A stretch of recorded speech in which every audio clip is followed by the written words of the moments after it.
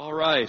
We want to welcome you to our second annual Apologetics Conference sponsored by Alaska Bible College, but in concert with Changepoint and Ratio Christi. And again, just welcome. Thanks for coming out on an evening that belongs to you. And we know how busy life can be. And we also know that when it comes to the world of apologetics, the term itself, apologetics, to confuse. So we'll define that a little bit, but just know that you're getting in on the back end of a conference that started yesterday at Alaska Bible College. And we've just had a wonderful experience with a number of different speakers that have interacted with our students and with many of the ministry leaders and lay people within the community there in Palmer and the surrounding area. And we've done lots of questioning, and we've done lots of searching the scriptures and finding what people, all the way from the Greeks all the way through to today, have been talking about. But we've specifically been interested in addressing issues that we face today, issues that are contemporary in terms of the political ideologies that are being spread, in terms of the things that churches specifically are dealing with, and also in terms of things that your high school student might be dealing with, the questions they would be asking, or the conversations that they would be encountering if they were to be in a public school situation, or even just to be entering into the workforce and having to encounter some of the philosophies that are moving people right now in our culture. And that's been one of the most enriching experiences, is to be able to ask the tough questions that skeptics are asking, and that Christians are asking of themselves and of their own theology as they search the scriptures. And one of the great adventures in all of that is hearing people just come out and say, hey, I've always wondered about this. What does the Bible say? And if we can encourage that process further down the line, then we've done our job here tonight. So I want to welcome you into that process, and I am your MC tonight. My name is Jonathan Garland. I'm the Vice President of Student Development at Alaska Bible College. That's where I have the privilege of serving. And some of our students are here. Some of our students are watching online. And if you're online watching, we want to invite you into this process and thank you for joining us. But we have one of our keynote speakers as our main speaker on stage tonight for you, Dr. Corey Miller. Dr. Corey Miller is the president and the CEO of Ratio Christi. If you don't know much about Ratio Christi, you can go online to ratiochristi.org and you can find out everything you need to know about all their staff, including Dr. Corey Miller. He just came from Fairbanks, a church in Fairbanks, Bethel Church, where he also was speaking. And then we just kind of corralled him into our conference. And so we're so blessed to have him with us. And he travels the country speaking, but he's also a former professor. He's also somebody who has pastored, as well as a prolific author. In fact, here's just some of the books that he has. And unfortunately, we do not have these books on hand for you tonight because he's sold out of every single one of these titles. But here's some of the titles, and you can go on to Ratio Christi, or you can go online to Amazon. You can find these titles if you're interested in pursuing any of these questions. But Dr. Corey Miller actually grew up in the Mormon faith, and before he met Jesus Christ. And so he has a book out called Leaving Mormonism, Why 4 Scholars Changed Their Minds. So that's one that is definitely sold out, I think, first for him. But another title that you might be familiar with is faith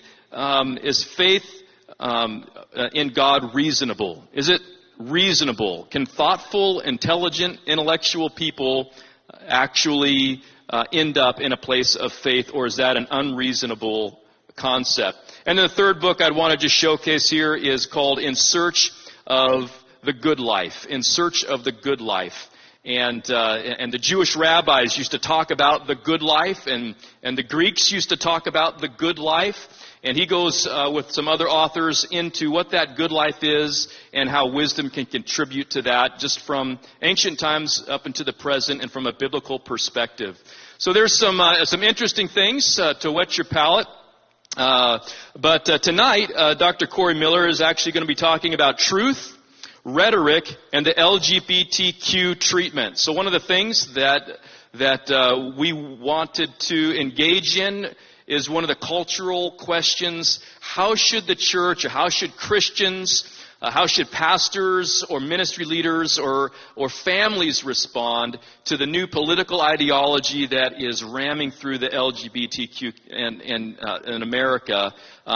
We know what the flavor is. We know what the movement is. But what is our response to that? And if you ask that question in a room filled with even 50 people, you might get 50 different responses. You've been there, haven't you?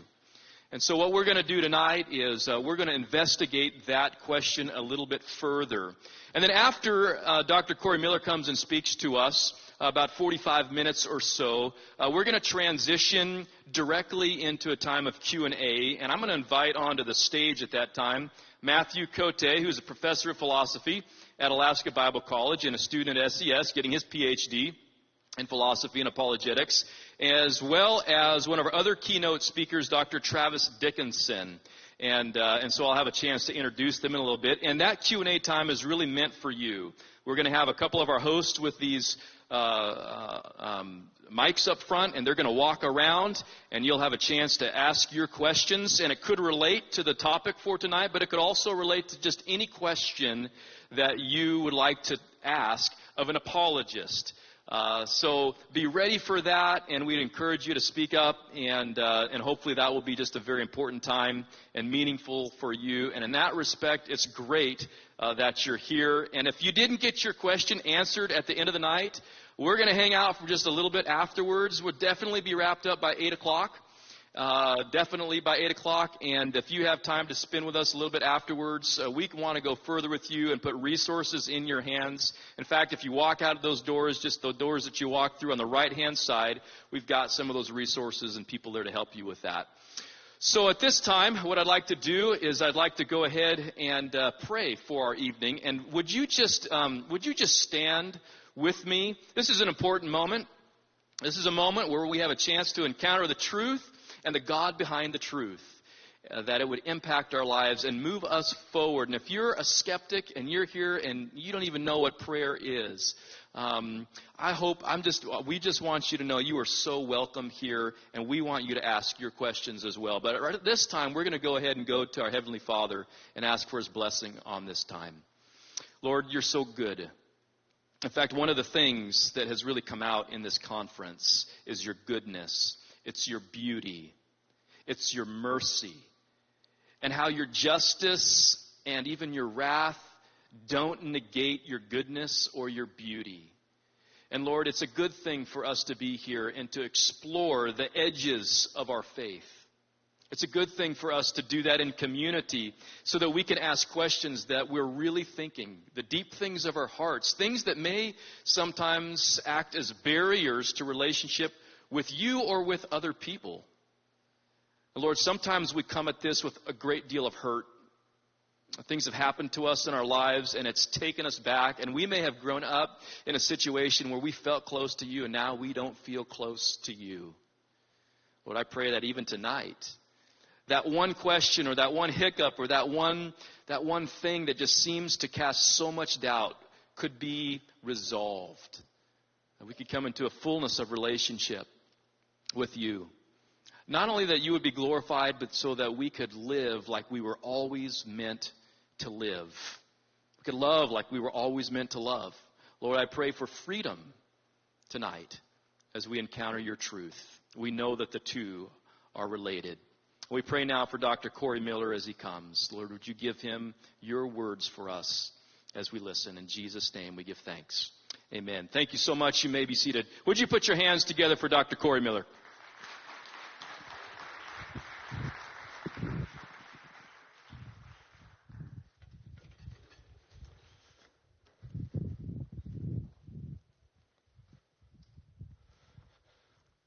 Well, thanks for coming out tonight. I do want to just echo thanks for Changepoint hosting this tonight, giving us their facility. Kyle, are you in the room here? right there. So Kyle and I haven't seen each other for many years, but he was first a student of mine many years before at Ecola, and then he started basically overseeing almost the whole thing, apart from maybe Dave, right? Josh. But I've known Kyle for many years, and it was a surprise to find out from one of the students when I was teaching at Ecola Bible College last week that, hey, that's one of our pastors up at Changepoint. No way, get a hold of him, tell him I'm coming. Facebook him. This is great. So, again, thank you, Changepoint, for hosting this tonight, and Alaska Bible College. Again, this is the tail end of a conference, but they've got some great things going on at Alaska Bible College that this doesn't have to be the end of it. You really ought to look into it or tell your friends and family about it. They've got some great courses up there to equip people to do ministry in Alaska and beyond. All right, so let me just start off by asking, how many of you, if you had to choose between chocolate and vanilla ice cream, would choose chocolate? Raise your hand. How many would choose vanilla? Raise your hand. Okay. Now, for those of you who like chocolate, if you had chocolate and vanilla ice cream sitting before you every time, how many would choose chocolate? Okay. How about vanilla lovers? Every time would choose vanilla. Okay. So probably half as many. You got half die-hard chocolate, half die-hard vanilla. Those that prefer chocolate, those who prefer vanilla. But for the most part, we're split, right? And we don't have to take out our dukes right here and think that disagreement implies denigration, right? We can still get along even though we have some different preferences. Tonight's talk deals with some things that are dealing with orientation and preferences and some deeper things, but it still doesn't imply that we need to denigrate one another. Just because we have disagreements with other people, it doesn't entail that we denigrate other people, that we hate other people, right? So we're going to get into that in a little bit, but let me jump on here real quick and see if we can get this thing rolling. All right. I'm in. So Ratio Christi means the reason of Christ. It's not just the reason of God, Ratio Dei, but the reason of Christ. It's a Christian apologetics ministry that puts Christ first, that loves people, loves God, loves people, and we are about giving a reasoned defense for the gospel of Christ. We think Jesus is who he claimed to be. We make no bones about that, and we think that he is not just good to us that are Christians, but good for us, good for the whole world. And we love having dialogue with people about that. Tonight I want to talk about truth, rhetoric, and LGBT treatment. When you first hear that last expression, LGBT treatment, you might think some kind of therapy that people disagree with and some kind of change therapy or something like that. Or is this going to be a talk about how we can go out there and give proper treatment to LGBT people, just what they deserve? I want to think about what the problem of the Christian treatment of people in the LGBT community is on the one hand or on the other hand, but then also talk about, from a Christian viewpoint, what it ought to be and how we ought to think reasonably and lovingly about the LGBTQ issues. We also want to talk about rhetoric, which is not a bad term. It is that term that thinks about persuasion and in a way to talk with people in an attractive, winsome manner about our views. And then about the issue of truth. Some things are just a matter of opinions. Other things are taken as true or false. And some of them are more trivial. Others are really a matter of life and death. Truth, for one, is real and objective. Many examples. We have true statements in mathematics and logic, in science, in religion, in ethics. Math and logic, for example, has analytic truths like 2 + 2 = 4. And if I believe that is true, am I a bigot? I mean, am I an exclusivist? Well, no, I'm not a bigot, but yes, I do believe that 2 + 2 = 4 and exclusively 4, not 5, not 3, not any infinite number of alternatives. The laws of logic apply to all reality. The law of non-contradiction says that A statement cannot be both true and false at the same time and in the same sense, right? You cannot deny the laws of logic without using them in your denial. They're literally inescapable. These things are, true for all people at all times and all places. They are invariant, maybe even abstract entities that apply to all reality. I've got more confidence in them than I have in science, and I can know the laws of logic with 100% certainty. My affirmation of that doesn't make me mean-spirited because other people might disagree with that. I don't think there's a way you can without using them. Scientific statements, gravity is real. That doesn't make me a bigot for holding that true statement. Or water is H2O. That's its chemical compound. Religious statements, either God exists or God does not exist. Both Buddhism and Islam cannot be true.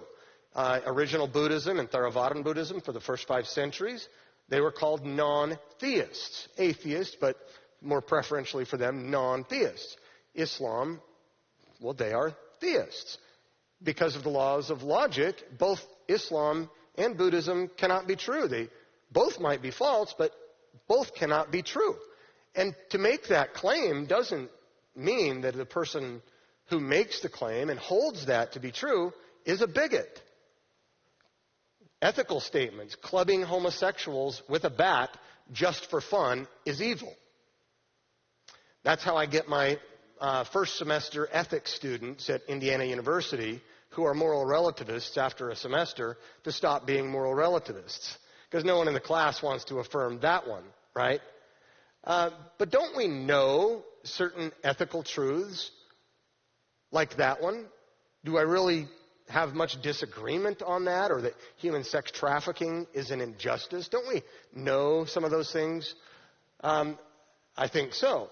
Truth is knowable at the broader level, certainly. The proof of that is when someone tells you there are no truths, you counter back, is that true?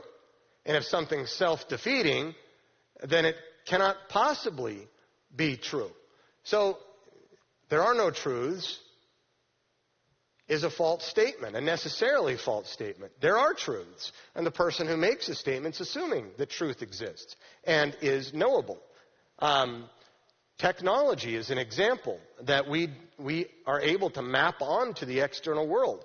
I may not be able to know the absolute absolutely, but I can know it adequately. And technology is a demonstration of that. Communication is like this. There may be nuances from language to language, but for the most part, we communicate adequately.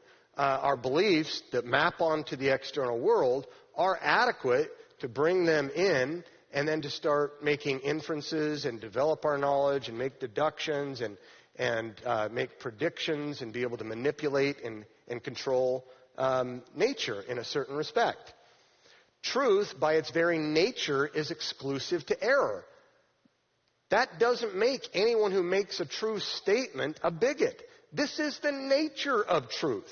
In our day and age when we want to talk about inclusivity, guess what? Truth is not going to bend the knee to inclusivity. Truth, by its very nature, is exclusive. If 2 plus 2 equals 4, it cannot equal 5 or 3 or any infinite number of possibilities. Right? That's just the nature of truth. It shouldn't be a denigration thing at all.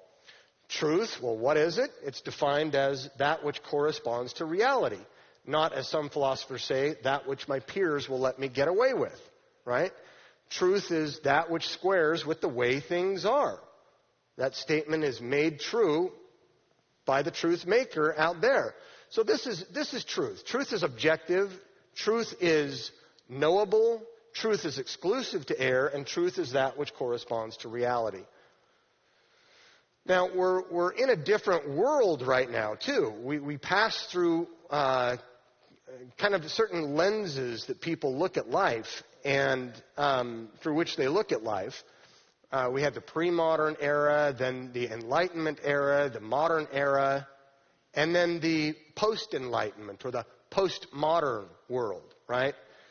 The way that truth functions in terms of its relation to tolerance is different in some of those eras. And this is what we're facing, is a different culture in how to talk about truth. For pre-moderns and moderns, truth is objective and people are equally valued. Remember this expression, biology is not bigotry, but it is science. And we'll come back to it later. The postmodern perspective is that truth is my truth. It's lived experience, right? My experience is not your experience. My truth is not your truth, but we each have our own truth. The pre-modernist and modernist say that we ought to be elitists with respect to ideas, 2 + 2 = 4, but egalitarian with respect to people. We ought to treat people equally. I disagree with what you say, but I will defend to the death your right to say it, Voltaire said. I disagree with what you say, but I will defend to the death your right to say it. For the postmodernist, they say, don't believe in tolerating the intolerant. Now, it sounds self-defeating, and it is, but it doesn't matter because there is no truth. For postmodern thinkers, truth is what my peers will let me get away with, or knowledge is but a social construction of reality. We're going to be talking about gender. Is that a social construction of reality? But don't believe in tolerating the intolerant. I had a student who tried to get me fired once, teaching an ethics class, and I said, what about tolerance? And he said, I don't believe in being tolerant of the intolerant, and smiled at me and walked away. Well, Stalin once said that ideas are more powerful than weapons. We don't allow our enemies to have weapons, so why should we let them have ideas? We're moving into a culture where you can't even hold free thoughts, and you can't express free speech without someone becoming violent, right? This is a new era we're entering into. For pre-moderns and modernists, you could say, love the sinner but hate the sin. Have you heard that before? Love the sinner but hate the sin. That doesn't always go over well today in a postmodern era. We could say that disagreement isn't denigration. We may love the sinner and we hate the sin. We may love the idea holder and hate what we take to be a false idea. But today, in a postmodern context, sinner and sin are inseparable. You either hate or celebrate, and that's your choice. What would Jesus do? He would love, not hate. Therefore, celebrate. So we've got to think about how to address this eggshell-like issue. So we add a point here, the public relations war, truth, and the rhetoric of LGBTQQIAAP, MAP. Yes, those are all letters. About once a year, maybe once a semester, I have coffee with a friend of mine who is a gay cleric at Purdue University. And oftentimes we talk about church politics. We don't get into this issue. One time, though, I did broach it, and I said, hey, I'm really curious. First of all, what is the Q for queer? I used to think that queer was for males and lesbian is for females. Gay, now that seems to be both, but we often use it as males. And he goes, I know. We're always trying to add new letters, right? So you may not have heard these before: lesbian, gay, bi, trans, queer, questioning, intersex, ally, asexual, and pansexual. And I said, what about MAP? He said, MAP? What's that one? That's a new one. And I said, well, it's what some scholars are trying to get changed in the Diagnostic Statistical Manual. Currently, it's viewed as a disorder. It was called pedophiliism, right? But that's now being looked at as a hate word, and we don't want to be haters. And so the new expression is minor attracted persons.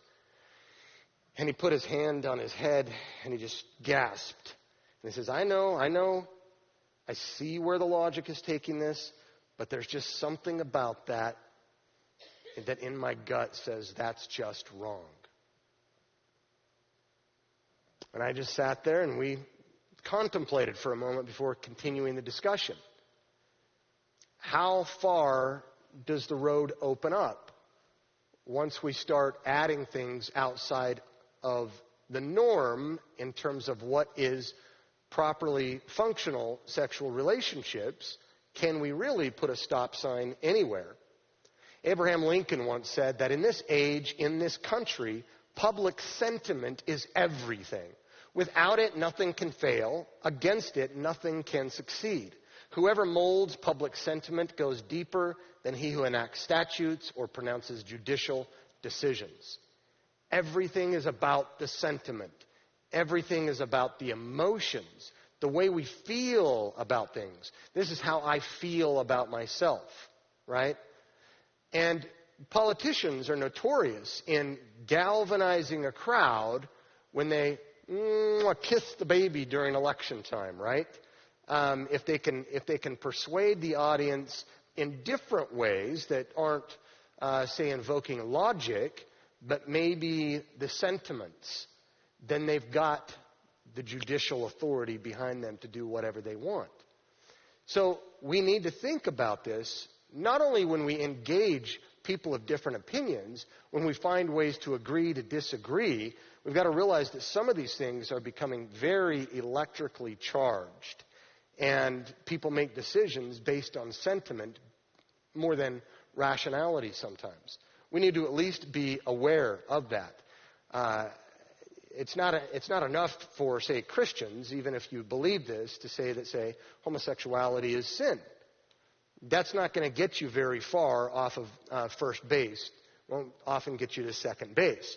Even if it's true, as Epictetus, the Greek philosopher, said, we have two ears and one mouth for a reason, so that we listen more. I'm trying to win the audience here, and I want to at least continue the dialogue, right? So I'm not precluding talking about it in terms of sin, but I am saying treat people as individual persons, and something might be an attractive pathway to dialogue for one person that is different from that which is capable of reaching a different person, right?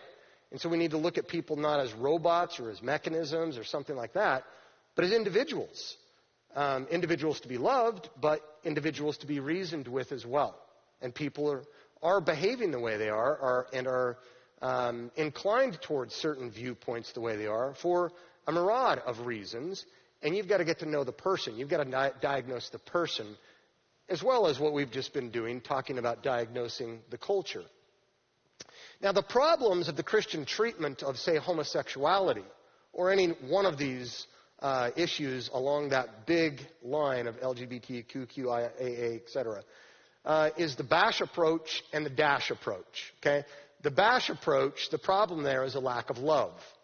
The Westboro Baptist Church, they were famous for holding up signs that says God hates fags, right? That's a completely unloving example of how we ought to reach out and have dialogue on this issue. It's not even true. The way that it's construed is so unattractive. No one wants to be part of that. And yet that is the way that most Christians get represented because of that.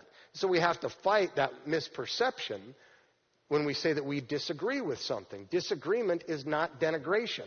For those people it is, but not for the rest of us.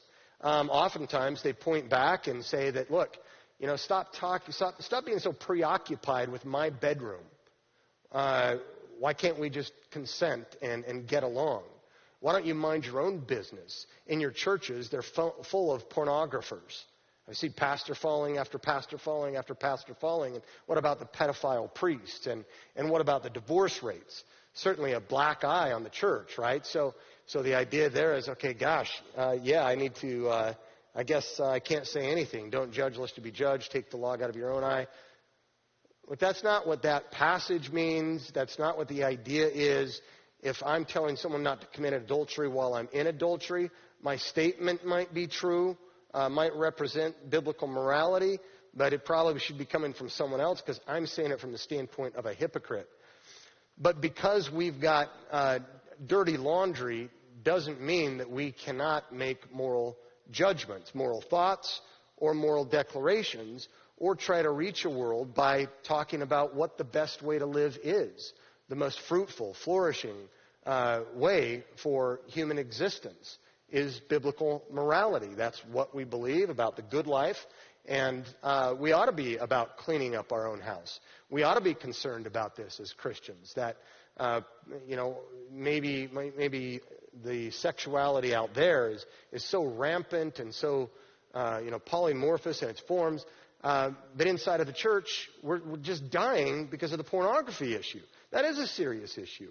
We need to be talking about that inside of the church as pastors and friends. We should be somewhat transparent and be able to have accountability on that issue. It's a major issue. But it's not a black eye on Christianity. It might be a black eye on individual Christians. Bad examples don't mean there are no good examples, and black eyes don't mean that there's necessarily a log in our eye. The second approach is not the bash approach, but it's the dash approach, right? A lack of truth-telling. You don't want to deal with the issue. You say nothing because truth creates conflicts, and we live in a culture of likes, right? Social media. You're not really happy if you put a post up on Facebook or Instagram and you don't get a lot of likes. You might delete it just because you didn't get a lot of likes, because we like to be liked, right? No one wants conflict, and this issue is such an eggshell issue, no one wants to deal with it. But it's similar to other issues, different but similar. A lot of pastors don't want to talk about divorce in churches anymore either, because half their members have been divorced. But if we don't talk about it, that number's just going to rise and rise and rise. We need to find ways to talk about it, and this one is such an issue today, you can't ignore it. You will be found out. You will be asked about it, and it is a litmus test issue. Depending on how you respond, you're either a celebrator or a hater, and you don't have a second date with most people to explain that there's another option than hate or celebrate, right? So you have to be able to think rhetorically about how to respond to these issues, to create dialogue, to create moments of reflection, not pride and deflection, right?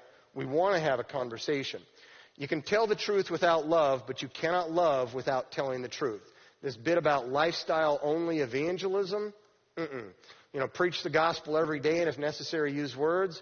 It's good as far as it goes, but it doesn't go far enough. You've got to use words in the gospel. We've got to be able to address things with people. And I think on this issue, when it comes to truth, our options are open. Again, to the Jew, I became a Jew. To the Greek, I became a Greek. I become all things to all people, that by all means I might save some.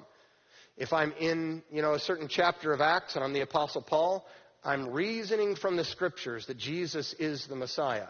Proving from the Scriptures that Jesus is the Messiah. I'm talking to somewhat of the choir who already has a certain amount of agreement with me on something.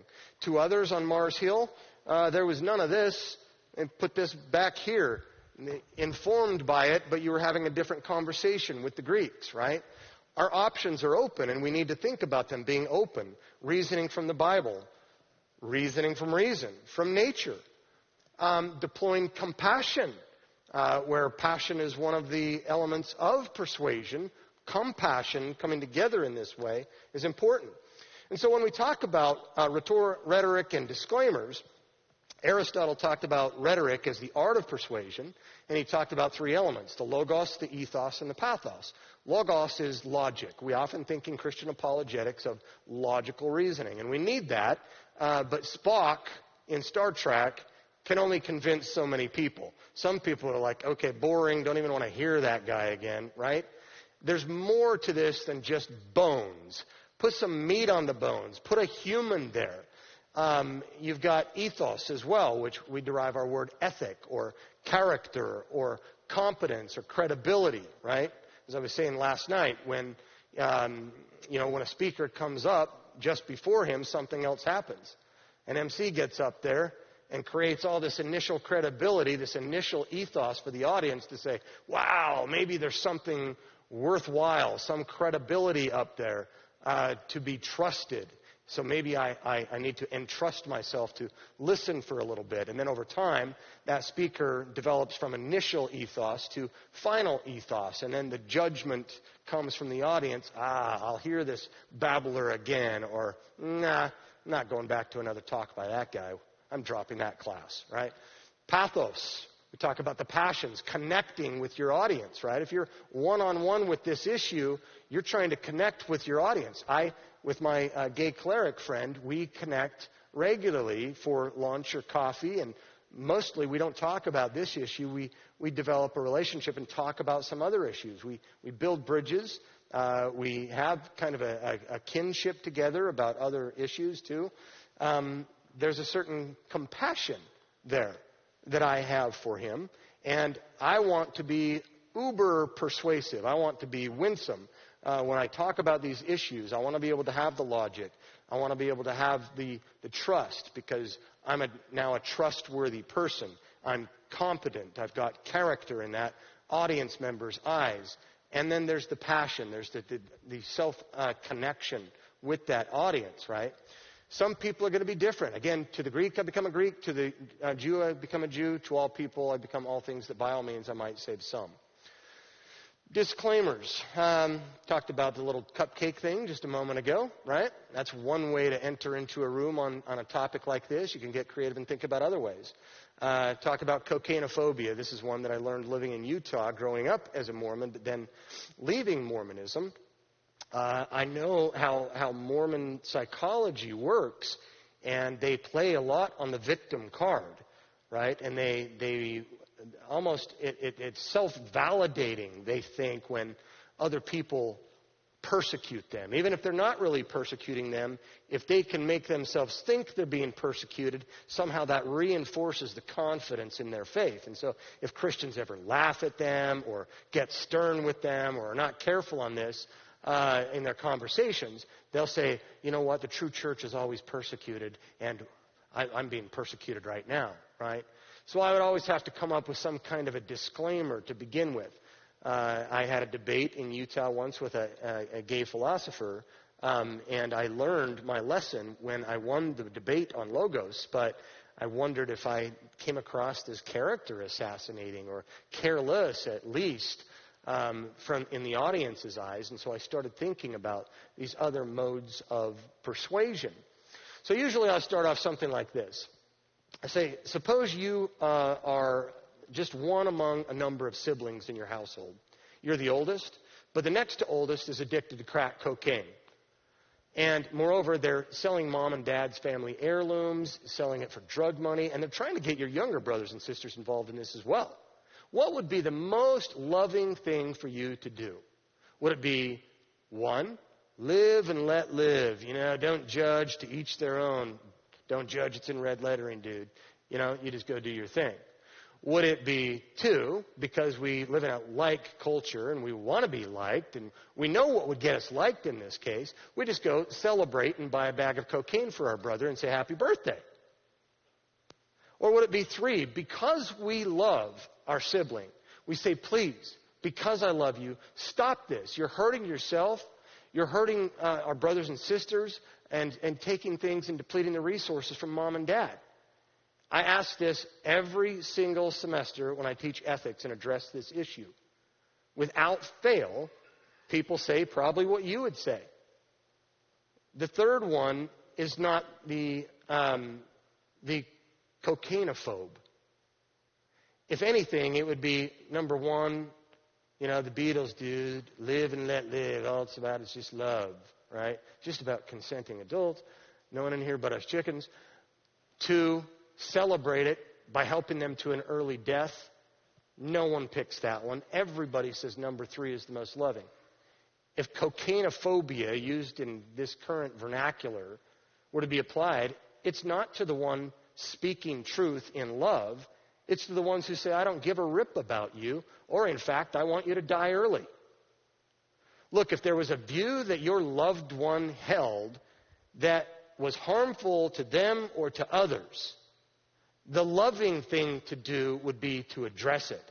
The unloving thing would not be to address it. Because love wills the good of the other. That's what love is. Love is not an emotional liver quiver. It's not a sexual impulse, not at its deepest level. It wills the good of the other. And if you know the other is living or believing something that is self or otherwise harmful, To not say something is not loving. So when it comes to homosexuality, I say, what if it's the case that the traditional position that rejects homosexuality is because of compassion, because of love? Now, this could be called the argument from compassion. I could talk about it at biomedical. I could talk about it natural law. I use this title because I want people to be thinking about recapturing the rhetoric of compassion. Because right now, when Christians address this issue, before you even get a word out of your mouth, you're already 10 feet back. You've got a handicap. You're a hater. And it's because the language of compassion and love has been framed from the other angle. And oftentimes, it's manipulated by grabbing a statement like, what would Jesus do? Would he love or hate? So you either hate or celebrate. Those are your options, right? I want us to remember that the rhetoric is important, and we need to have an argument that talks about this from a viewpoint of compassion. Why do we think this is wrong? For compassionate reasons, not because God hates fags. That's not going to do anything except probably get a rock thrown at your teeth, and you got a dentist appointment after that. So, 4 lines of thinking here. I also teach comparative religions, and I can tell you that homosexuality is condemned or failed to be condoned in every major world religion. It's ungodly, or you might say ungoodly, if there is no God, but there's still a concept of the good. So let's just use the term ungodly here. It's ungodly, it's irreligious, ungoodly. Every major world religion, the Western ones explicitly condemn it. The ones in the East, usually by appeal to the do no harm principle. Maybe you've heard of the Golden Rule. Well, this is an example of the Silver Rule, which Confucius and Buddha and some of the Hindu Vedas, Darwin even Hillel and Muhammad all have versions of the Silver Rule, which is really the negative. Do no harm. Don't do to others what you don't want them to do to you. And just briefly on this, think about how that works with the Good Samaritan story. You walk by, first guy looks at him and goes, ooh, that looks painful. You got to get that checked out. Oh, look at the time. And you walk off. Second guy comes up and he says, ouch, that's a gaping hole. You got to see a doctor for that. Be warm and well filled. And you walk off. Third guy comes up. Whoever hears this story for the first time, I don't care if it's in 300 BC, 3000 AD, in the North Pole, in North Dakota, everyone intuits that the third guy better do the right thing. We all know what the right thing is. We don't have to have someone tell us. It's to help this person, to have compassion on this person. You see, the Silver Rule would say, well, you're not kicking me in the head, so I won't kick you in the head. Bye-bye.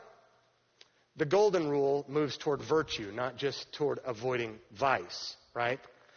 And so all major world religions either reject homosexuality explicitly as condemned, or they fail to condone it by way of the do no harm principle, some explicitly and others by implication, as we'll see.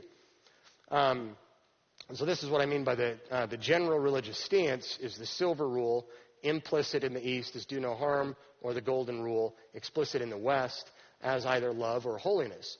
Now, the Bible, what does the Bible say about this? We've got a plethora of verses. The cultural rather than textual changes explain the biblical justification of homosexuality today. We have a new biblical interpretation of those 6 or so passages that address the issue. And it's not as if a new Greek word or Hebrew word have been found. It's a cultural importation of our values onto the text and a creative way of trying to readjust it to justify it. It's called gay theology. In this theology, there's a case made that, Jesus never said anything about homosexuality. Therefore, he was fine with it. And by the way, John the Beloved put his head on Jesus' chest, and maybe there was a thing going there. Paul may have said something, but Paul was a homophobe. The issue wasn't about homosexuality in some of those passages, but idolatry. It wasn't about violating natural law, but violating one's orientation. If my orientation is toward males, then I shouldn't go for females. If my orientation is toward females, well, then I shouldn't, resist that and go towards something that's unnatural for me. And, of course, some passages, they say, oh, it's just a matter of inhospitality. That was the sin there. It wasn't homosexuality. And that's what you find in the King James Bible, which, yes, you can go onto Amazon. It's a 2012 publication. So there's a whole a set of literature coming out on this now. But I would just say, quickly, briefly, that the burden of proof goes to the novel interpretation that just so happens to align with cultural values at a time. It's not as if, some new discovery has been made. Not as if we know much more about the text than we did then in this regard. Robert Gagnon, Gagnon, I would say that's a book on the Bible and homosexuality. If you want to see more on that, go for it. Or look at Joe Dallas. He's a former gay pastor, pastored in a gay denomination called the Metropolitan Community Church. So Google him and look at some of his responses as well. Homosexuality is also unnatural, right? And, of course, if God designed sex in a certain way, then it violates the way that sex was designed to be experienced. But maybe God doesn't exist. Maybe I'm an atheist at this point, and that's fine. We can take this from that vantage point and talk about being unnatural as well. When it comes to genotype traits, is homosexuality inborn? Is it part of nature as opposed to, say, nurture or something like that? We mapped the human genome in 2004. Francis Collins, who now heads the NIH, National Institutes of Health, he was the one who mapped the human genome, or at least the project. There's never been a gay gene discovered. Last month in Science magazine it came out, the most comprehensive study to date, longevity study. There is no gay gene. It doesn't exist. Now we have the phenotype, as opposed to genotype traits, phenotype traits, appearances, right? We're talking here about like the plumbing argument. Nuts and bolts fit together a certain way and not other ways, right? You look at male and female and how they fit together in a complementary and kind of a way. Just by the appearances alone, we'll give that up. You can see there is a difference there. And then in the rhetoric, it's very interesting, too. Typically, in the male homosexual literature, they say we were born that way. The females say, no, we don't. We choose not to sleep with the enemies, right? With lesbians, oftentimes there is a very feminist trigger there. And so in the literature, depending on whether you're reading male or female lesbian or gay literature, you're going to find different emphases on this issue. But what's good for the goose is good for the gander. I remember when I saw a magazine come out and it said 4% of the male population, has some brain connection to homosexuality. Decade later, they then said it about pedophiliism too. So what's good for the goose is good for the gander are pedophiles now, minor attracted persons, right, in the Diagnostic Statistical Manual. Are they now, since we want to say that it's inborn, and whatever's inborn, they can't help themselves, and therefore to disagree with them is some kind of denigration or some kind of way of not allowing them to have the life of happiness that they deserve in accordance with their natural orientation. Well, who's to say that pedophiles don't have a natural orientation? And what implications should we draw on that, right? Or you get someone like philosopher Peter Singer at Princeton University who doesn't necessarily endorse it, but he is open to the possibility of bestiality, intercourse with animals, saying that, unless, so long as it's mutually consensual and there's no harm inflicted on the animal, then we should be fine with it, right? Or an atheist philosopher I lectured in his class last week in Oregon told me flat out, I think people ought to be able to have sex with whoever or whatever they want. I don't believe in the existence of sin, right? So does that open the door to add to this plethora of letters? And what's good for the goose, good for the gander? If it's all just inborn, right? And if naturalism is true, nature is all that is, was, or ever will be, then everything has to have a natural explanation of some sort. Then if we're going to let one of them go, how about the rest of them? We find things happening in nature. We found, a couple of gay geese or something like that. Yes, but you also find crows and other species that are notorious for having intercourse with their dead. So is that now optimal? Is that what, we should start advocating? People have all kinds of proclivities, and we're not saying that they don't have some orientation to that, right? Half of you like chocolate, half of you like vanilla. You didn't just wake up one day and say, I'm going to like vanilla. No, you didn't choose that, right? You just did. Some of you, this nice couple right here, they're wearing blue. You probably like blue, right? You didn't look in your closet and say, I hate blue, but I'm going to like blue tonight. No, you have a natural orientation. You have preferences. You have desires. I like chocolate. I don't like vanilla, or vice versa. I like blue. Maybe I like Chinese or Asian women or men or blondes or tall, dark, and handsome, right? These are preferences. These are orientations. These are desires. There can be some biological connection to it. We can talk about taste buds and stuff like that. But a lot of this stuff is quite trivial, right? It's not going to make a big difference one way or the other. And furthermore, it's not determining in the sense that, I am coded with genes for brown eyes, or to be, 5'9", or, a certain complexion in my skin color or something like that.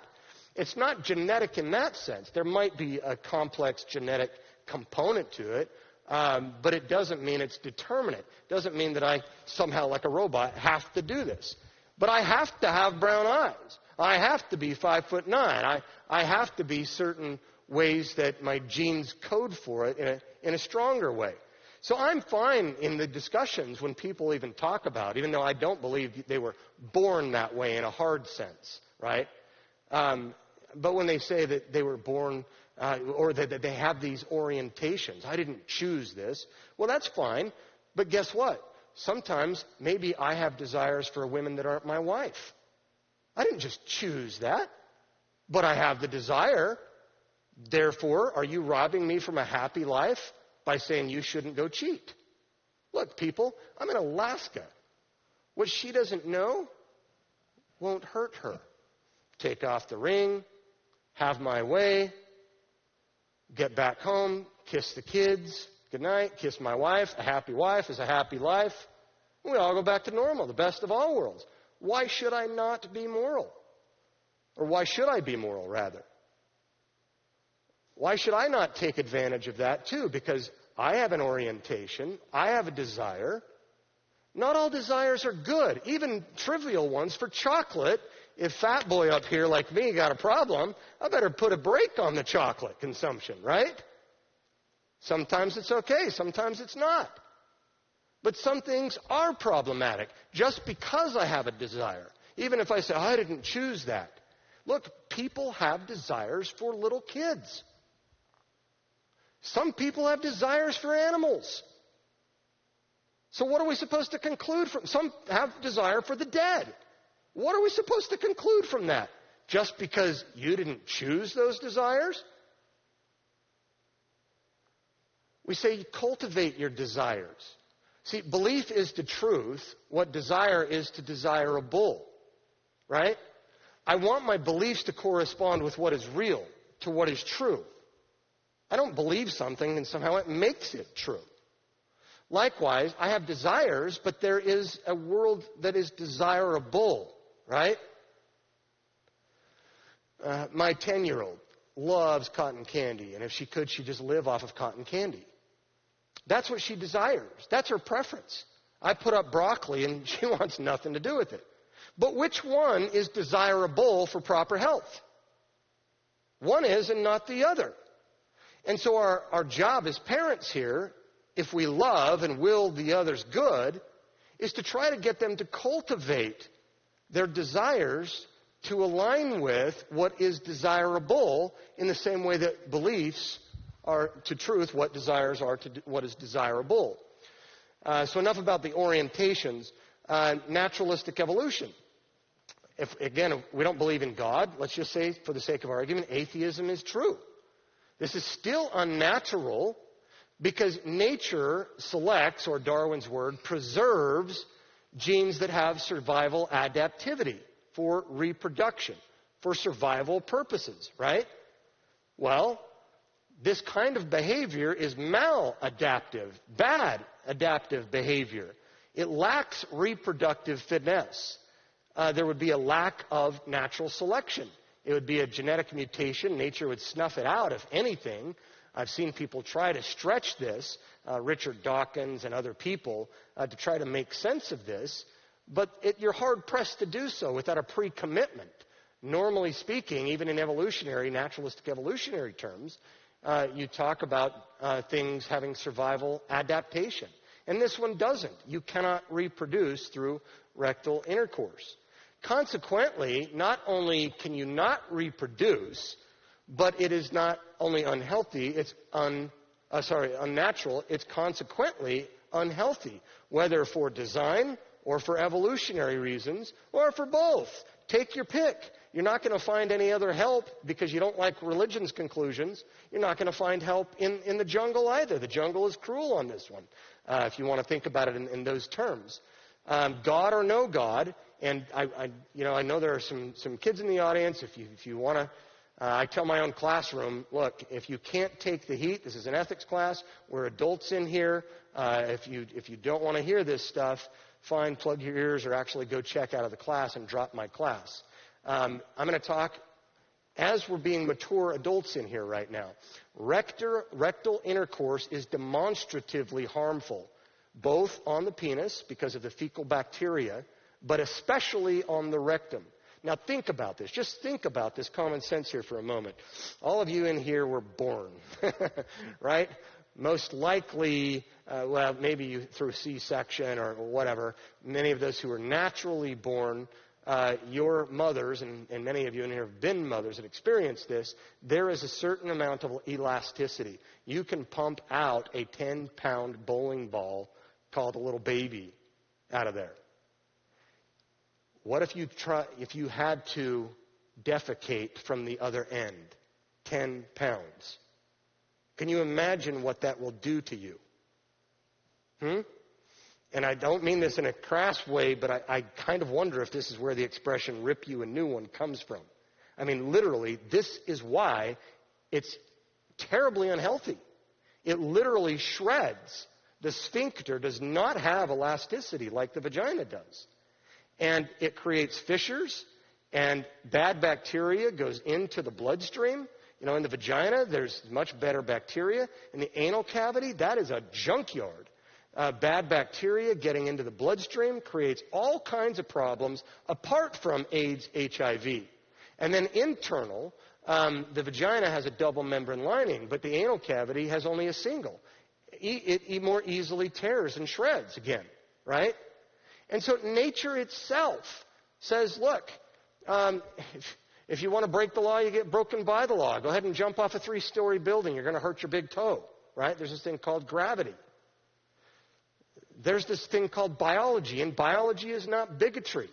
And look, this is not an anti-homosexual argument. This is not discriminatory toward homosexuals. I have as much weight behind this against monogamous, faithful, married Christian couples who practice rectal intercourse as I do with males. It works the same. They have the same anatomy. And I would speculate that this is one of the reasons God condemns homosexuality, because he actually loves them and knows what happens.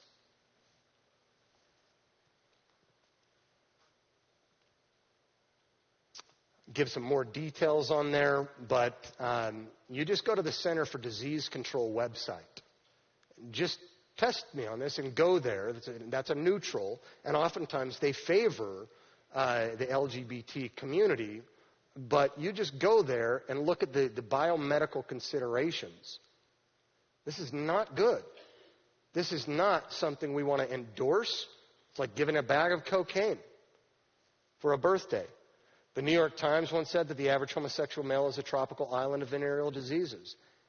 And again, that apart from AIDS, HIV, because of what happens in the anatomy and the physiology in rectal intercourse. University of Utah scholar. She's one of the leading researchers, herself a lesbian. Lisa Diamond. You can go on to YouTube and listen to her lecture at Cornell University. I think last year she gave a TED Talk in Salt Lake, and she says this: as a community, the queers have got to stop saying, "Please help us, we're born this way and we can't change," as an argument for legal standing. I don't think we need that argument anymore, and that argument is going to bite us in the mass. Because now we know that there's enough data out there that the other side is aware of as much as we are aware of it. She's one of the leading researchers in the APA, Psychological Association. Professor at the University of Utah. She spent her entire career. She's not anti-gay. She is a lesbian. And then she said at her TED Talk, you can go listen to that one as well, either we are a society that protects and defends all individual sexual autonomy, or we are not. You see, she says that gay is not science. There's no science behind it. It's a choice. Her entire career of research is that sexuality is fluid. People float in and out of it all the time. And yet, she says, at least honestly, we're either going to be a society that protects and defends all individual sexual autonomy, or we are not. She's now saying we've moved beyond this thing about science. We're in a postmodern culture. It's not about truth anyway. It's about preference, right? It's all about preference here. And we've moved beyond this now, haven't we? We don't need the courts anymore. We're fine. But if what she's saying is true, what about cheaters? What about bestiality? What about pedophiliism? What about, necrophilia? What about any of it, right? Where do you draw the line? I know, I see the logic in it, but there's just something in my gut that says that's wrong. Well, why? You like chocolate, I like vanilla. That's neither right nor wrong, true nor false, good nor evil. It's just preferences, right?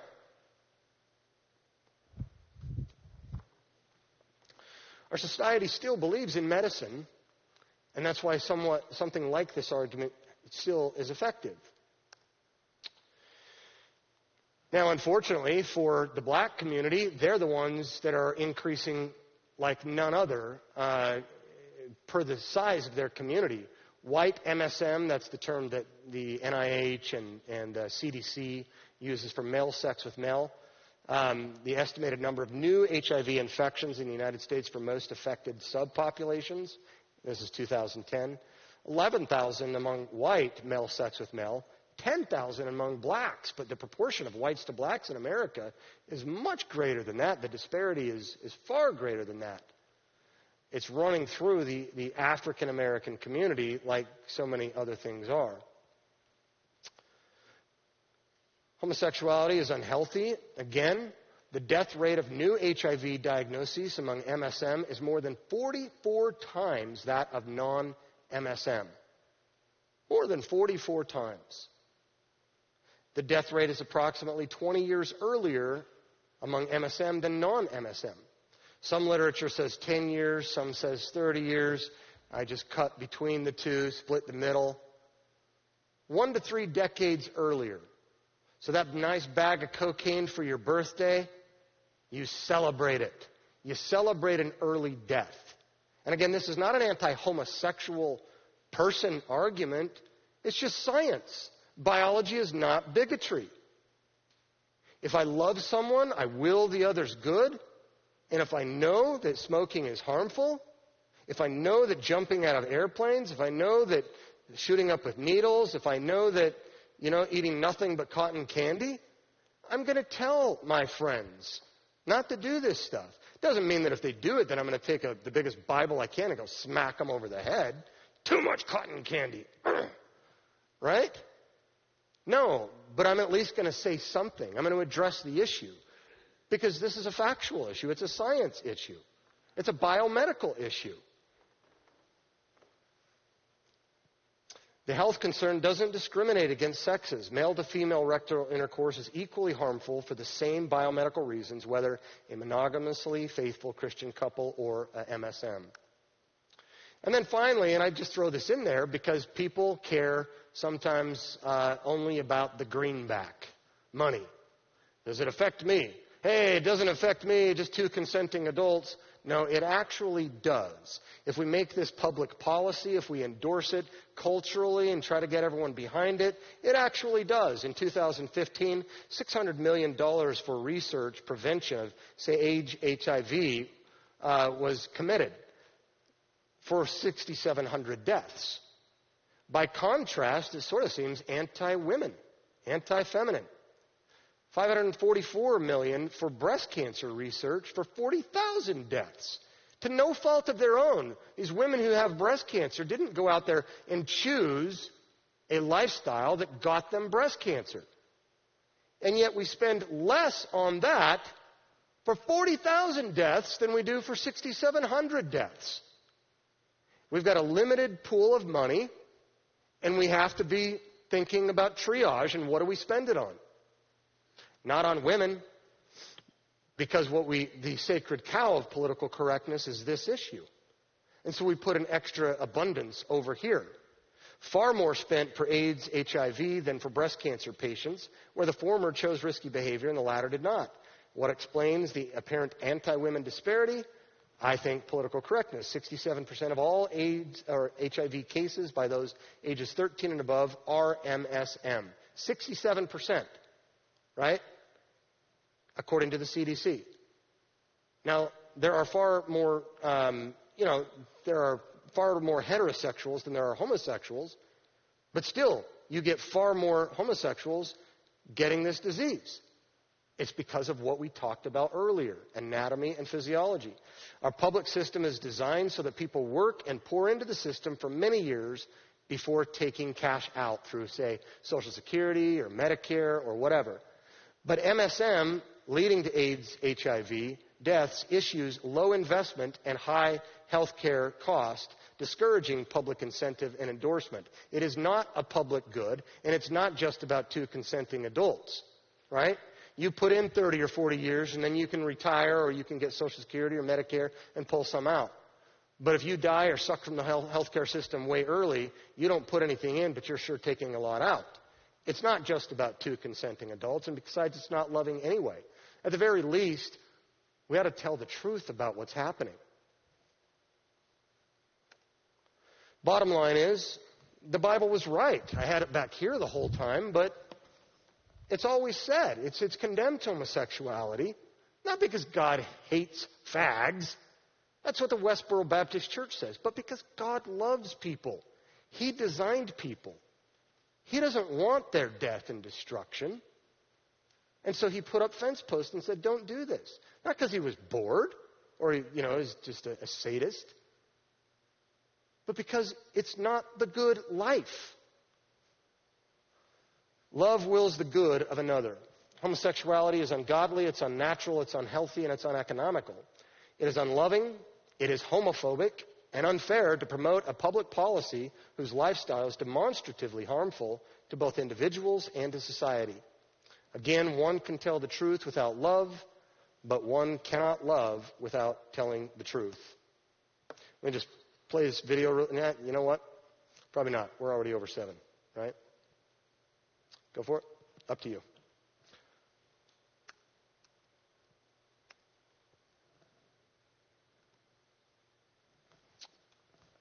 You want me to play it? Oh, sorry. Gender issues, go here.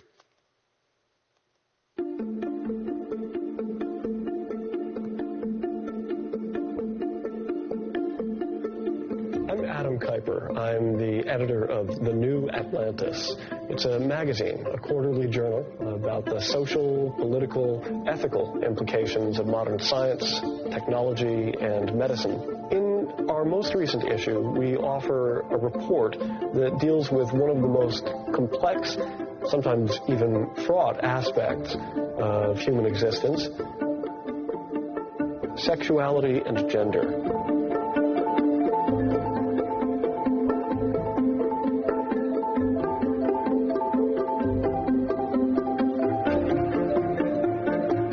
The authors are Dr. Lawrence Mayer, an epidemiologist, also trained as a psychiatrist, and Dr. Paul McHugh, arguably the most important figure in American psychiatry in the last half-century. What we found is that there's a large gap between, on the one hand, the certainty with which beliefs are held about these matters, and on the other, what a sober assessment of the science reveals.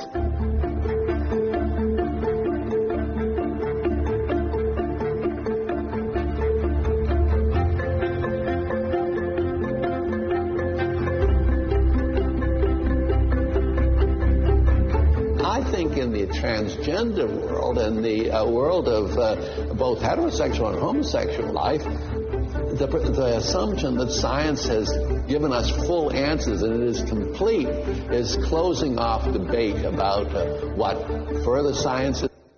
Cut this just because we've got something else planned right now too, and I want to encourage that. But you can go to the New Atlantis and look up the sexuality and gender. It's a great website where sexual reassignment surgeries and transgender first began at Johns Hopkins. The lead from that program thinks the whole thing is bogus now. All right, thank you, Dr. Corey Miller. That was just a quick snippet to tease you, so there we are. At this time, we're going to go ahead and invite two of our other distinguished guests onto the stage. We have Dr. Travis Dickinson and Matthew Coté, professor at Alaska Bible College. And you guys go ahead and join us up on stage here. And we're going to transition just into a time here of Q&A.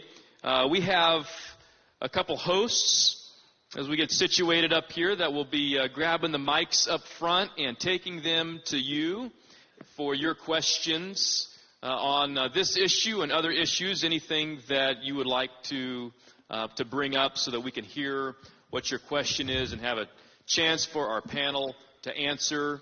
But just real quickly here, why don't we just go through the list, just give us a few snippets about your background in the area of philosophy and some of your expertise before we enter into the question time. Travis. Yeah, so my name's Travis Dickinson. I'm the Associate Professor of Philosophy and Apologetics at Southwestern Seminary and Scarborough College in Fort Worth, Texas. So a little ways from here. But I'm also a graduate of Alaska Bible College, so this has been a real joy to be up here. I work in the areas of philosophy. I do epistemology, and then I also do apologetics and philosophy of religion. So got a couple books out there if anybody's interested. I'm really not wanting to go home with books, so you can pretty much name your price, and I'll probably give it to you. So that's a serious offer, yeah. Absolutely. Yeah, Matthew Coté, professor at Alaska Bible College, teaching intro to philosophy, ethics, logic, worldview, philosophical theology. Kind of an area that I'm doing my PhD research on. It has to do with philosophical theology. So that's a major interest area of mine. I'm also a former atheist, came to Christ in 2007 out of atheism. So. We know him. and Dr. Corey Miller, thank you for joining us here on stage. I'm going to go ahead and just kind of get us started. We've talked a lot about apologetics and a lot about philosophy and theology, and we've gone into the Bible just in our conference. And through this whole process, we've hit on a number of contemporary issues. But one of the questions that, in fact, maybe Matthew, you would like to just interact with initially here early on is theology versus philosophy. Could you just kind of tease out for us, for many of us that come from a church background, we've been to Sunday school, or maybe even we've been to Bible college or in some sort of ministry form, there's been an emphasis in our lives on the area of theology or knowing the Bible, knowing God's Word, but less in recent years on philosophy, especially in the world of apologetics. What do you think the value is of us even getting into this skill of apologetics and philosophy as it relates to the Christian experience? Yeah, it really comes down to a matter of not whether or not we do philosophy. Everyone does philosophy. The real question is, are we doing good philosophy? The word philosophy stems from the Greek philosophia, which just literally means a love of wisdom. And philosophy is just the investigation of the way we understand reality, how we know reality, what is ethics, what is morality. So in some Christian circles, philosophy is seen as a dirty word, like, well, that's an anti-Christian kind of idea, right?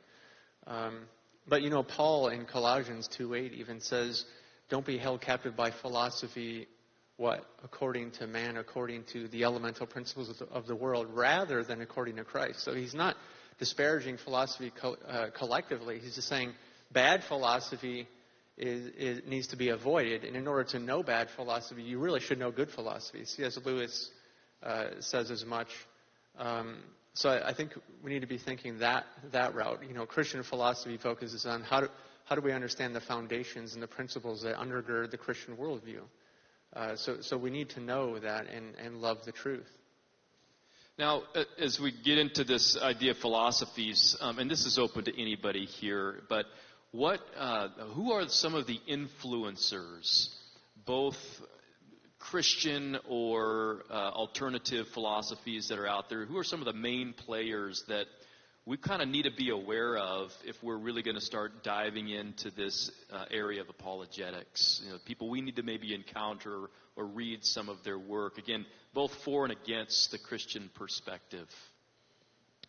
Well, there's a lot of ways you could answer that question. I was going to say Plato. It's pretty good guy to read. But at Southwestern, our college, we do a kind of great books emphasis. And so we have our students reading Plato and Aristotle and the great books all the way through to the 20th century.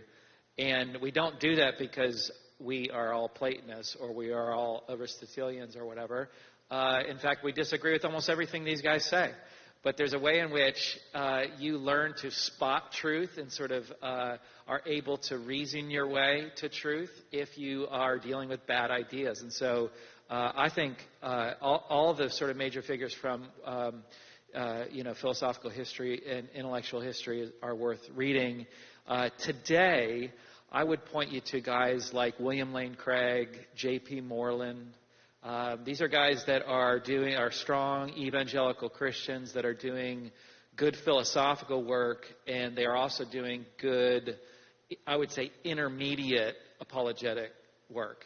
So that it's a challenge to read these guys, but I promise it's very rewarding to do so. You're gonna have to go slow, but it may take some getting, having some dictionaries out and things like that. But I promise it'll be a very rewarding experience. So that'd be two that I would mention. But. So maybe just one more question here before we really open this up to our audience then. But as we look at the philosophy landscape, there are a number of arguments out there. You know, how can a good God or an all-powerful God allow evil? I'm anticipating somebody might ask that question, right? But what are some of the arguments that you feel that we might have adequate answers for, but simply because we have not engaged in the area of wisdom literature or philosophy, we have not answered adequately? Or maybe put a different way, what are some of the arguments that we are losing in culture today as a church that we could really do better with? Who wants to answer that? I would say the problem of evil is one that I think people tend to go too quickly. I tell my students when I teach on the problem of evil, I'm not accepting any proposals for how to solve this yet. Like, I want them to see and struggle and sort of almost put themselves in the shoes of the person who's looking at the world and seeing the degree of pain and suffering and just moral evil that we see. So, I mean, just flip on the news any night of the week and you'll get a good dose of moral evil. I want them, some people see all that and say, this world appears to me to be godless, that there is no God, right? And I want them to feel and not be so quick to try to solve it with sort of our too quick Sunday school sorts of answers. I would say that one, as well as the problem of divine hiddenness, is a difficult problem, I think, that challenges many people. And it's not an easy one to just slap a nice, cute answer on. And that is the problem that says, it sure seems that God could be more obvious, right? God could, and has been more obvious with certain individuals. He spoke to Moses through a burning bush. And it could be the case as we're walking down the street outside this church that every bush that we walk by bursts into flames and God speaks to us and tells us to believe in Him. But He doesn't, even though He could. And so there seems to be, so the problem ends up being, the objection is that because God could be more obvious and He should be more obvious, but He's not, therefore God doesn't exist. And I think, again, that's one that needs to be wrestled with and addressed, and it takes some subtle distinctions and so on that we're not always very well equipped to do. I'll just second what Travis said on the problem of evil. I think it is the most substantial argument against Christianity. And it is an issue that I wrestled with deeply growing up. And what I found in the church was an inability for people to give a good answer or to help me understand, well, why does God allow evil? And if God is really good, and powerful and knowledgeable, then how can such a thing even happen? So that's something I wrestled with until I came to Christ, through the mode of apologetics and Christian philosophy. But a really great book that's a good introduction to that issue is a book by Norman Geisler called If God, Why Evil? And he kind of lays out a good picture of, how do we understand it philosophically, pastorally, and even experientially. So that's a great text to get your mind wrapped around. Absolutely. Corey, what about you? Anything that you want to offer in this regard in terms of an argument that you've encountered? And when you look at, by and large, churches addressing it, we're losing the battle. We're losing the fight for lack of good information, possibly. I won't say too much on this because I'm being deferential. I took their time. So I would say the issue that I brought up, a way to figure out how to discuss the issue, because it's oftentimes the litmus test whether or not you get a second date with someone and having a conversation that's fruitful. So just simply even our ability to converse in a diverse or hostile climate becomes one of our biggest hurdles that we have to face.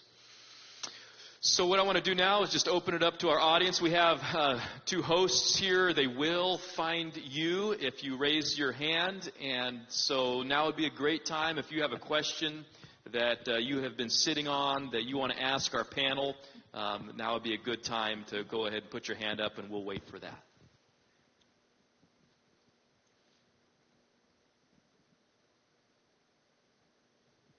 So one of the often repeated questions is that of comparative religions, and I know, Dr. Miller, you've had some experience in that, taught on that. A young person says, well, there's so many religions in the world. They all claim to be right. Why is Christianity the exception?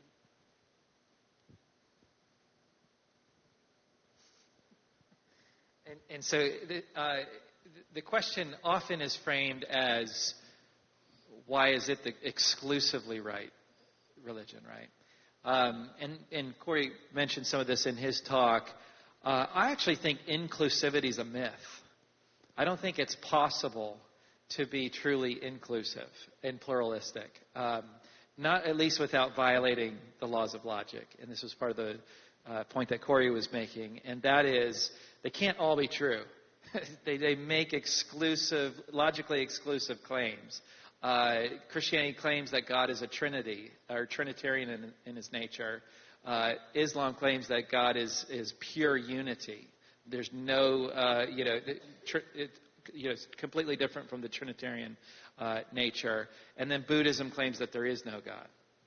So those can't all be true just by the principles of logic, right?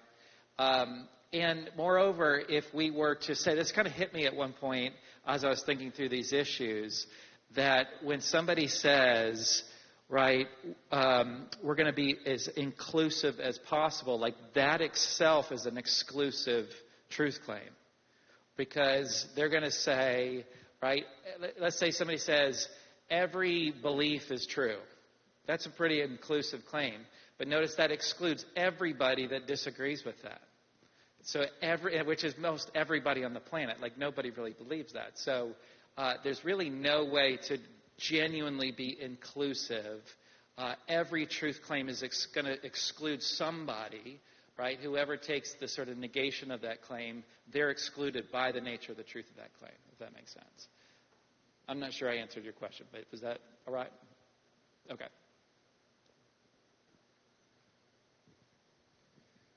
Dr. Miller, I wanted to challenge one of the statements or several of the statements on the slides up there, and I'm firmly in agreement with everything that you said, but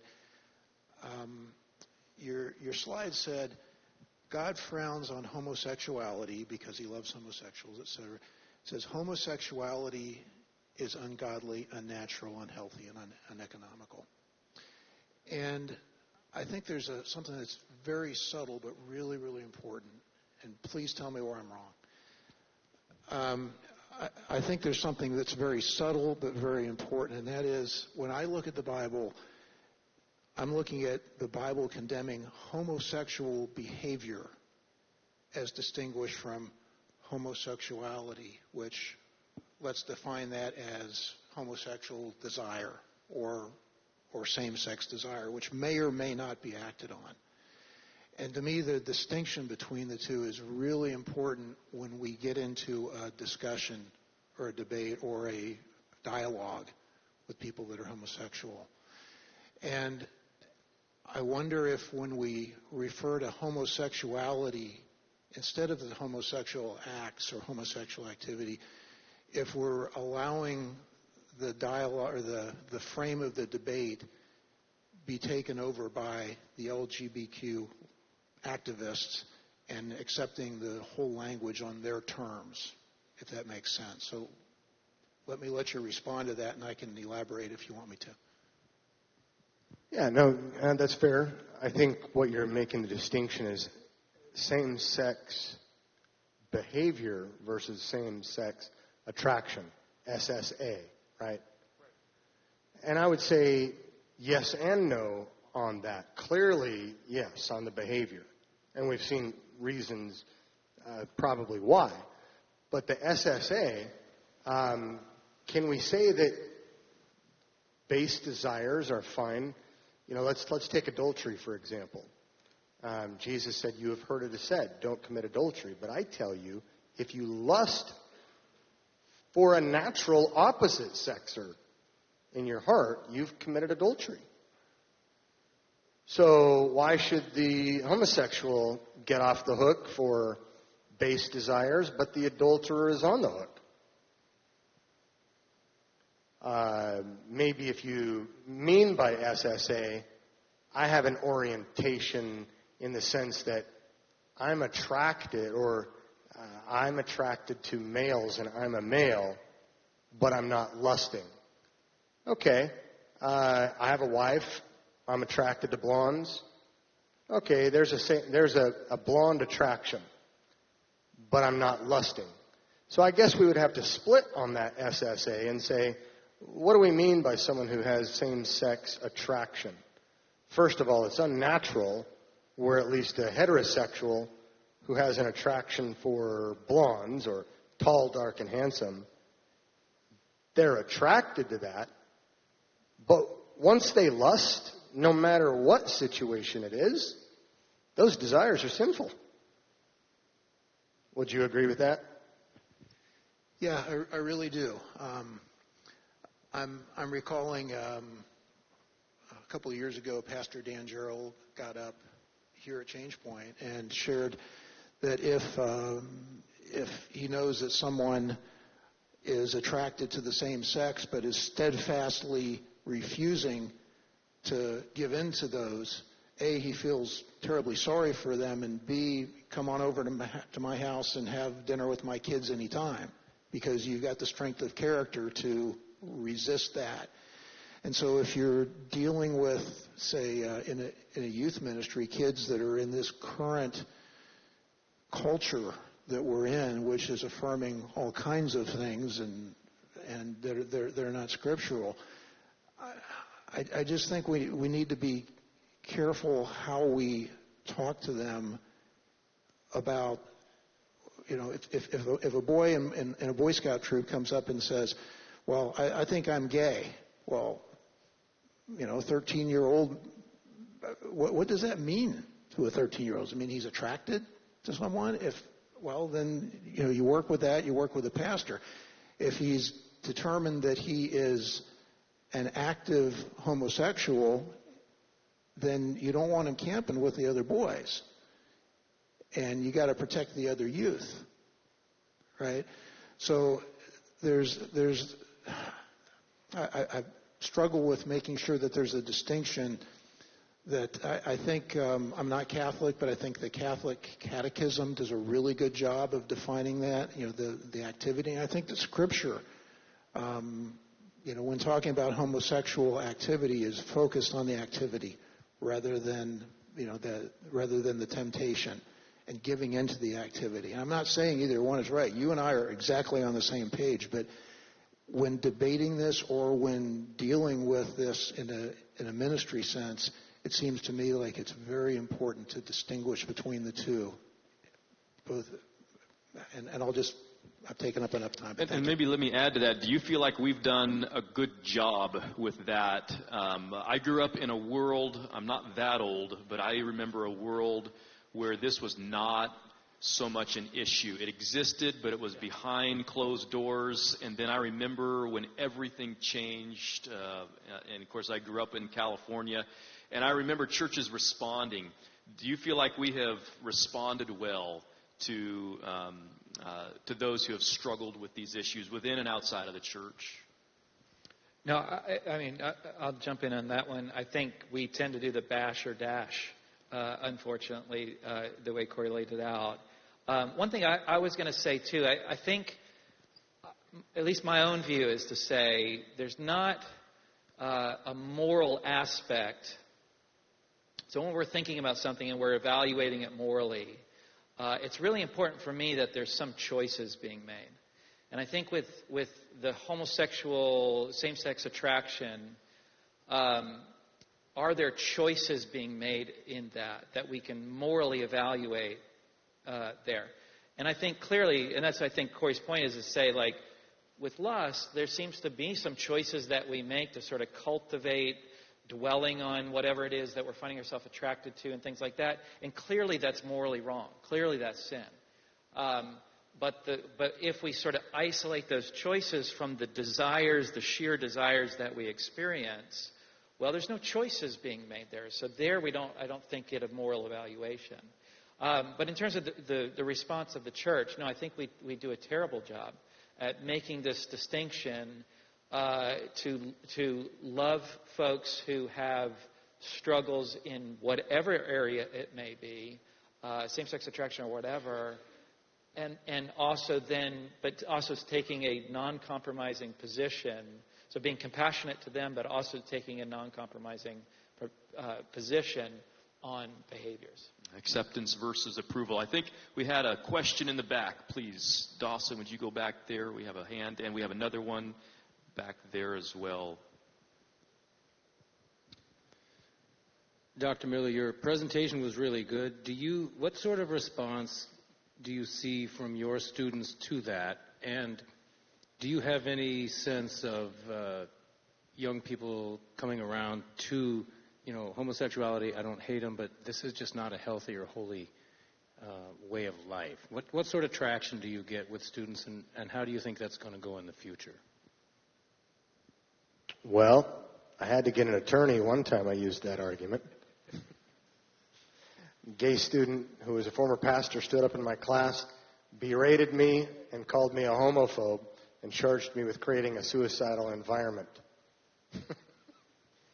But I've had many other people come up after class and say, wow, I've never heard anything like that before.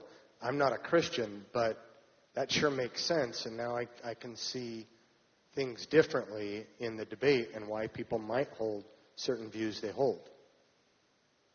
That's why if we can capture the rhetoric of compassion in a victim culture, I think we win a lot of ground for a second date.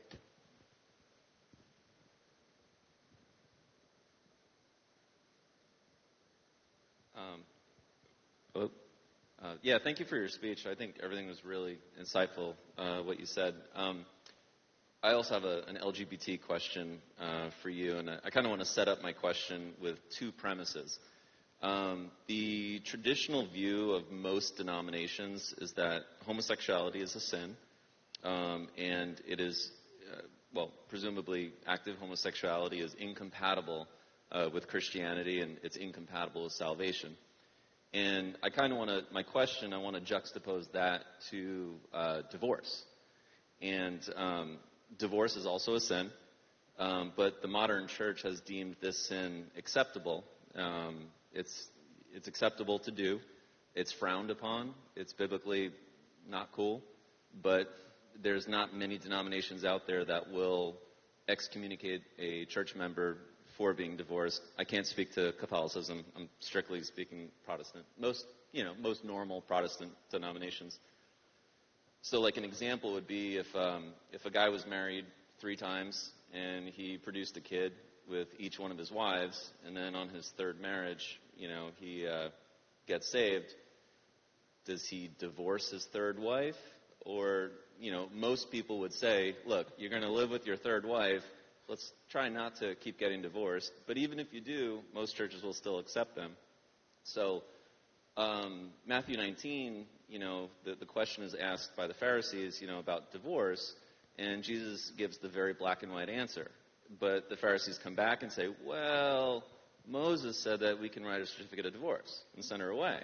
But Jesus said, yes, but he did that because of the hardness of your hearts. This really wasn't the intention behind divorce. And then as you migrate over to Paul's epistles, he kind of elaborates a little bit more on divorce and says, well, if you become a believer and your spouse is not a believer, you can dissolve that marriage as long, if they're not willing to live with you and you're not under the guidelines of the constraints of the marriage. So, and then you flow to, the modern day church where we're kind of okay with it, even though we're not okay with it. So all that is context for my question. Is it possible that the modern church would change their position on homosexuality based on the changes that were made regarding divorce? For example, I know somebody who's homosexual, married to his spouse for 20 years, happily married. Is he unsavable because he's married for 20 years to a guy? Or if he was to get saved, do you just put a guideline that's not great? My apologies here, but you've said a lot, so I'm not capturing what the exact question is. My apologies. So I guess to summarize that up, basically divorce is acceptable in modern church, but homosexuality is considered to be not acceptable, even though divorce is very clearly not scriptural. Is it possible for the modern church to accept homosexuals, just put guidelines on them? For example, you can be gay, just be monogamous, and only within the context of a gay marriage. So are you asking what are the current trends, or what does the Bible prohibit or anticipate? Could homosexuality be treated like divorce in a modern sense? Because right now, culturally, the church is losing the entire population of those who are gay because it's just the church has a standard, and gay people don't meet that standard because it's a high standard for gay people. So is it possible for the church to transition to allow for homosexuality as it has done for divorce? Correct. Okay. That is my question. Thank you. I think these guys would be great to answer that question. Is it possible?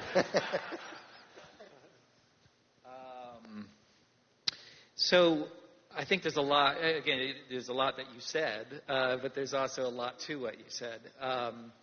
And my sense is this, that when you say the church has accepted divorce, right, there's a sense in which, yeah, in general that's true, but I'm not sure much follows from that. So there's a lot of churches that have accepted homosexuality too. So I'm a little confused at sort of what we're saying when we say that. So like my own view would be to have a pretty biblical view of divorce. Like there are very strict conditions that must be satisfied in order for a divorce to be permissible when you take all of the teaching of Scripture. So I guess that would be the view of my church, though I don't know that they're cracking down on, I think you may ask a good question. They're not necessarily cracking down on divorcees and not allowing, them part of the church and that sort of thing. So I don't think my church will, I think they will keep a pretty strict standard on certain conditions for divorce, and I think they will keep a pretty strict stance on the impermissibility of homosexuality. Whether or not in general that becomes accepted, the way in which sort of no-fault divorce has become accepted, that's kind of where we're headed. I mean, there's a lot of churches that are saying that. So there's definitely that trend. But again, for me, and I think the issue for you, I would hope, would be to do the best you can as you consider, and I don't know you and I don't know what your views are, but for those that are Christians, I guess I should say, those that take the Bible as being God's Word and true and reliable and inspired and so on, what we need to do is just for ourselves do as careful job as we can to consider it in its context, to do the good work of Bible study, of the principles of Bible study, of good Bible study, and form our beliefs biblically. And again, for me, I don't see the biblical case for no-fault divorce, and I see no biblical case for homosexual practice.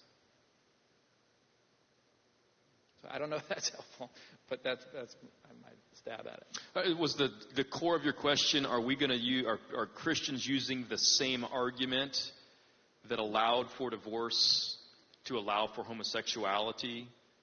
Hard hearts? Was that kind of the essence of the question?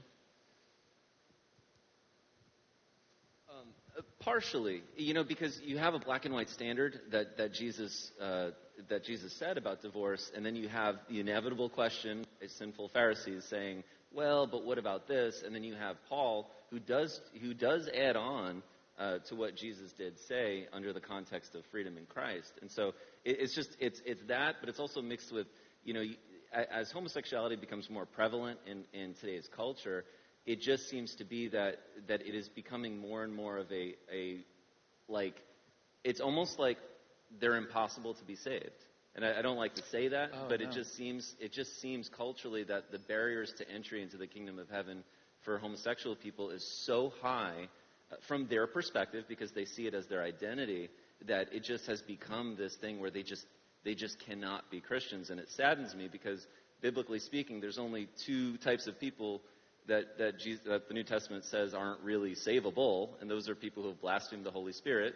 And then the second group are people who have really tasted the full goodness of God and who have backslidden. It says those people, can't be saved again. But it doesn't say that there's a third group called homosexuals who can't be saved. And so I look at this group and I'm saddened, because it just seems like we're losing the capability of being able to reach them. Yeah, thank you for the question. I appreciate your sentiment. What it reminds me of, Travis, actually, is your topic on Is God a Moral Monster, where we have this God of the Old Testament. He seems to have these standards, and then there seems to be some New Testament teaching. How do we relate to that on a cultural level? Yeah. Do you have anything to add to that? Well, I just would want to say loud and clear that I don't think that, again, words matter here, right? So when we say homosexuals, are they savable? Well, definitely.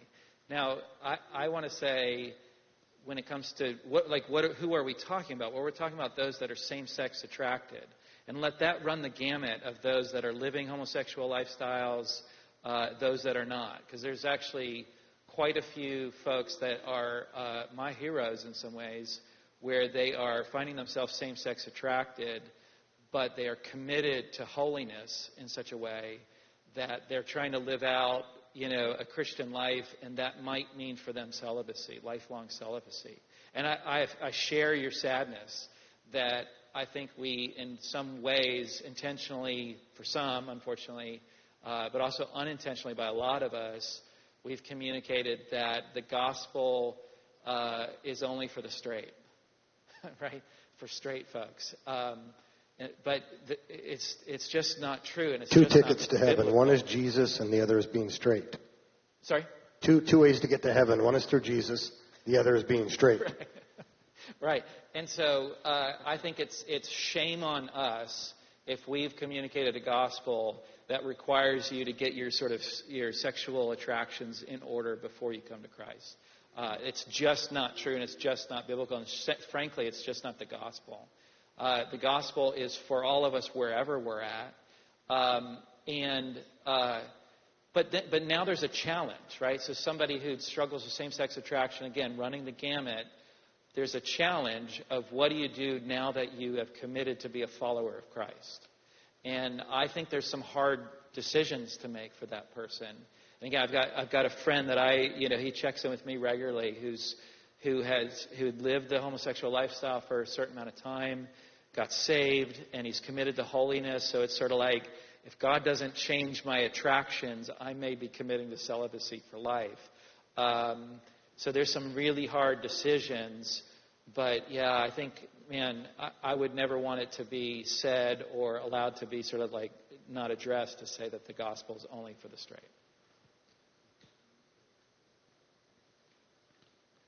We have another question here. Yes. I agree with you. Sin is sin. Homosexuality, whatever. Drinking, what goes against God are idols. And I also believe that God stated that none should perish. So who are we to put people in categories? Okay? That's his choice. Okay? He's got his messengers, and that's being judgmental on homosexualities. And even divorcees. God can handle that. We are just here to do the job for him. There's a lot of brokenness in the world. It's horrible. Young generation, older people, God is after your heart. There are no categories. The heart of man is what he's after. I like one of the things that came up in that, and that's the idea of brokenness. How do we deal with brokenness? Anybody want to take a stab at that? It's a broken world. We need to go to the foot of the cross to know that God himself came down to sacrifice himself for our brokenness, and that we can be reconciled back to him because of that sacrifice. So going to the foot of the cross is really the answer. That regardless of where you're coming from with your brokenness, that there's reconciliation that's possible for everyone. Yeah, and there's a hope to it. I think that's the thing that the Christian answer provides an eternal hope. Because again, even in like our statistics and surveys of the same-sex attracted, like it's difficult. It's difficult to have that attraction. It's difficult to live that life. I mean, this is just practically ubiquitous when those that are same-sex attracted are asked that. And so there's a hope, though. There's a final, ultimate hope in the gospel. And I think it also should make us humble and patient and kind to people. Because I said this the other day, that for me, as I grow in my relationship with Jesus, one thing it does is I know Jesus better, but I also know my own wickedness in ways that I never imagined. And it's made me a more humble person, I think, and more kind towards those that have their, struggles and attractions and things, because I've got my struggles and attractions and things, and I see the brokenness in my own heart, that this should definitely mark our approach in the ways in which we have compassion and love for others. I got a personal stake in this. When I look out there, what I see is societal brokenness is still an acceptable conversation. But when we talk personal brokenness, in your circles, guys, is that something that people interact with well? When I come to somebody and I say, if I'm trying to start a conversation and I accept somebody, but I don't necessarily approve, or the Bible condemns a particular activity, and I say the world is broken and you are broken, it seems to be that I can again say society's broken, but I can't say any longer that you are broken.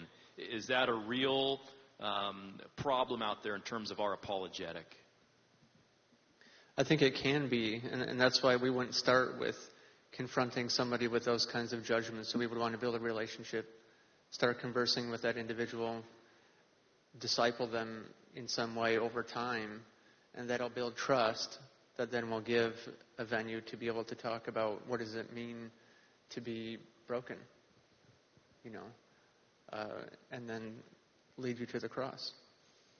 But jumping in and being judgmental right at the front is going to turn people away. It's going to turn people off. So be conversational, be relational, build trust. Okay, excellent. I know we had one more question in the back. I saw a hand. Was that question still out there? I don't want to miss anybody. We have time for one more. Yes, right up front here.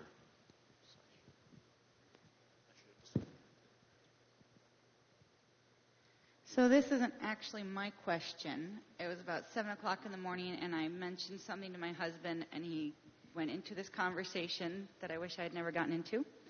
Have any of you read or heard of the 23 Minutes in Hell? The man who... So my husband was telling me about a man who had a vision. I guess he was going from Bible study to the restroom, and he passed out and had a vision. And then he wrote a book about it. And I have 2 little ones, so I haven't watched it or taken the time to go into deep stuff. But my husband was saying that it's pretty horrific. The man's descriptions of hell is just brutal. And my husband said, godly man, loves God, believes Bible, everything is true. But he says it's just really hard to wrap his mind around how could God who loves humans, we have kids and we love our little kids and they do horrible things, but we still love them. How could a God who loves more than we do be okay with people ending up in such a horrific place? It's an excellent question. Well, I think his love entails justice. Somebody who's truly loving is not unjust. And we've committed a sin against the perfect, holy God. And I think that entails that there must be justice that is meted out. And it has been. He came for us and died to fulfill that wrath, to fulfill that justice. But we still have to accept it. So we're free to accept it or not to accept it. And it's our decision to continue to move away from God that solidifies our eternal destiny. Whether we're apart from Him or with Him. So it's really us that makes the final decision. He's given us the opportunity to be reconciled to Him, laid the ground flat for that, but we still have to make the choice. So the book that I've given out the most, besides my own book that I would like for everybody to go home with, but anyway, is Tim Keller's The Reason for God. And so if you haven't read this book, this is a terrific book that's a pastor doing an apologetics book. And I mean, Tim Keller's no normal pastor, but anyway, he's still doing it from a sort of pastoral view. And so the first half of the book, he considers the most sort of hard-hitting questions that he's gotten over the years as a pastor in New York City. And one of them is this very question, is the so-called problem of hell. And one of the things he said that just has stuck out to me is, why are we bothered with hell and not God's love? Why are we bothered by God's justice and punishment and not bothered by his love and mercy and grace? It's a very Western, sort of American way in which we're looking at these issues. A much more Eastern way to look at these issues is to be bothered by the fact that God extends his love and forgiveness and grace to evildoers, where there the sort of primary value would be justice. For an American, the primary value would be something like love or grace or whatever. And so the hard part about it, and it's something I've talked about this week too, is that there's a lot of things about Christianity that I don't like. I'm just going to be honest about that. I don't like the fact that I've got friends that I love, family members that I love, that have not, that do not have faith. They're unbelievers, and they have a destiny that I do not like. But not liking it being unpleasant doesn't mean it's false. And I think that's a really important guide for us as we think carefully about our worldviews.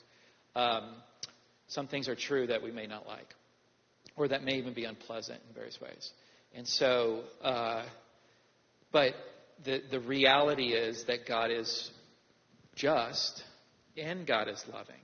I mean, that's in a way the good news, and that comes together perfectly in the cross, because his mercy and his love is expressed in the fact that Jesus died in our place for our sins as a perfect, sinless man. And God's justice, or did I say that already? His justice is satisfied in the punishment, but his love and mercy is expressed in Christ. So there's a way in which these sort of seemingly, like we want to lean on one or the other, sort of emphasize his love and grace, or we want to emphasize his justice, but they come together perfectly in the cross. All right, I'm afraid we're going to have to end on that difficulty. Well said. And I made a promise that at 8 o'clock we would be through. But let me just say to you guys personally, thank you so much. It's been an honor to walk through the last couple days with you as we've tried to answer some of these difficult questions. We will hang out for a little bit longer. If you didn't get your question asked or answered, we'd love to continue to have that conversation with you. And we also want to state that as a Bible college, we've just enjoyed being a platform for these kinds of discussions. And certainly we'd love to invite everybody to campus to come check it out and to engage with us in a deeper level. At this time, I would love for you to just give thanks with an applause for our stage guests. And if you would go ahead and just stand with me, we will go ahead and be dismissed in prayer. Lord, thank you for delivering the goods in the person of Jesus Christ, who has radically changed everything. There's a moment in history where justice and mercy met in a profound way. And for those of us who have believed in you, we have found hope, a living hope, an eternal hope. And though we don't have all the questions answered, you have invited us to pursue you beyond the cross into an intimate relationship and a friendship that will be an eternal relationship and an eternal friendship. You've invited us to be participants in the family. And Lord, we just couldn't be happier with that.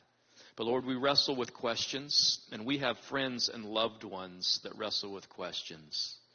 So Lord, my prayer for this group and for just this entire last 48 hours is that the truth that we have encountered, or the questions that we have asked, Lord, would cause us not to turn away from you, but would cause us to move closer into you, knowing, Lord, that you are the one who sustains, and you are the one who provides, and you are the one ultimately who will satisfy our deepest longings and desires. Thank you for this time together now, and for this gracious church in helping us host this event. In Jesus' name we give thanks. Amen. We're dismissed. I'd encourage you to go ahead, and there are still some resources left. Dr. Dickinson does not want to go home with those books. Have a good night.